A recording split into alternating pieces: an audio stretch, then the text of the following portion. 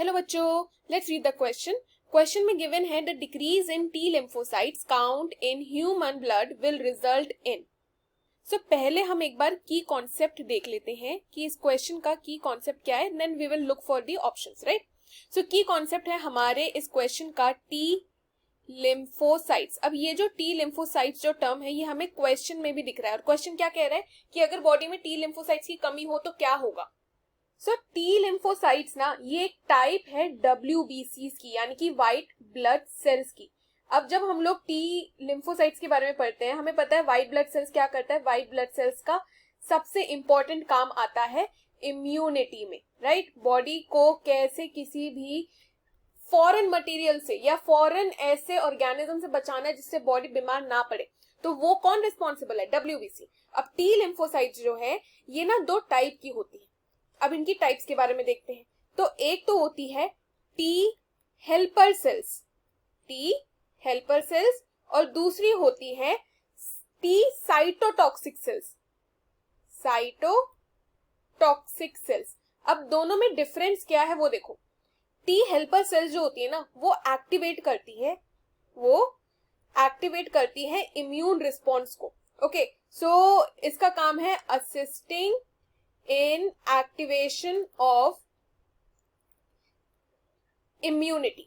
Okay, और ये cytotoxic sales क्या होते हैं। साइटोटॉक्सिक सेल्स जो होते हैं ना वो डायरेक्टली अटैक पे निकल जाते हैं। डायरेक्टली क्या करते हैं, अटैक पे निकल जाते हैं। और किसको अटैक करते हैं, वो जो फॉरेन मटेरियल, जो फॉरेन जो सेल्स हमारे अंदर घुसे हैं ना वो इन्फेक्ट करने के लिए उनको।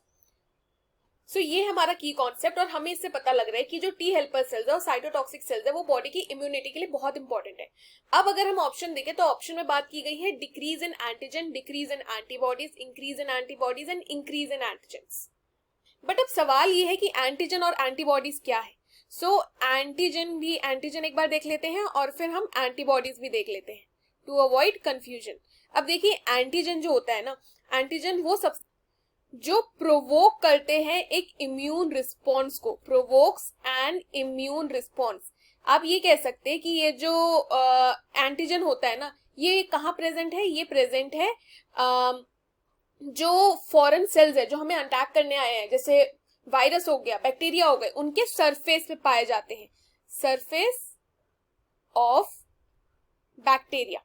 ओके, अच्छा अब बात करते हैं ये एंटीबॉडीज कहाँ है। एंटीबॉडीज ना ये वो प्रोटीन्स है, antibody are proteins that are produced by B cells, that are produced by B cells. ये बी सेल्स क्या है, बी सेल्स भी एक टाइप है WBCs की। ओके, और ये क्या करेगी, ये जो एंटीबॉडी है ना ये बाइंड करेगी एंटीजन के साथ, बाइंड करेगी एंटीजन के साथ। और एक बार अगर ये एंटीजन के साथ बाइंड हो गया तो ये क्या करेगा, ये उस पर्टिकुलर बैक्टीरिया और वायरस को न्यूट्रलाइज कर देगा, बैक्टीरिया और उस पर्टिकुलर वायरस को न्यूट्रलाइज कर देगा, खत्म कर देगा। मतलब अब वो डिजीज नहीं हो पाएगी।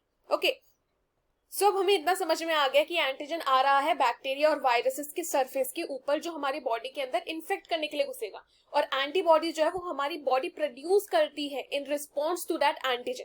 ओके, और इन रिस्पॉन्स इनको ये जो अभी हमने पढ़ा एंटीबॉडीज, इनको एक्टिवेट करने का सबसे बड़ा काम ये टी हेल्पर सेल्स का है, क्योंकि हमने यहाँ पे बात की थी that it assist in activation. कैसे करता है वो, वही तो एंटीबॉडीज रिलीज करता है। अच्छा, अब क्या हुआ, हमें पता है कि हमारी बॉडी को एंटीबॉडी चाहिए किसी पर्टिकुलर डिजीज को हराने के लिए, right.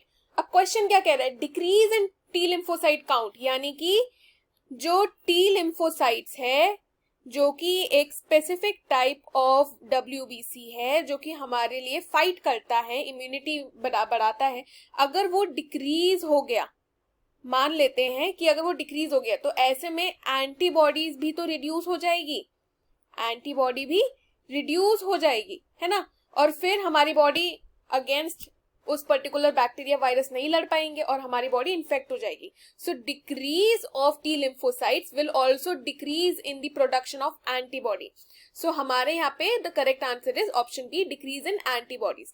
Decrease in antigens again कोई ताल्लुकात नहीं है, ताल्लुकात क्यों नहीं है, क्योंकि एंटीजेंस तो हमारे पास बैक्टीरिया में है, वायरस में है, है ना, वो तो अपने पास आएंगे और उसके बाद हमारी बॉडी में रेप्लिकेट करना शुरू कर देंगे, तो ये नहीं कह सकते।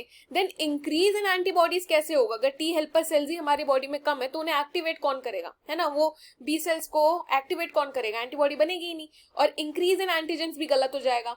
सो the correct answer is option B, decrease in antibodies. I hope you have understood the question well students. Best of luck.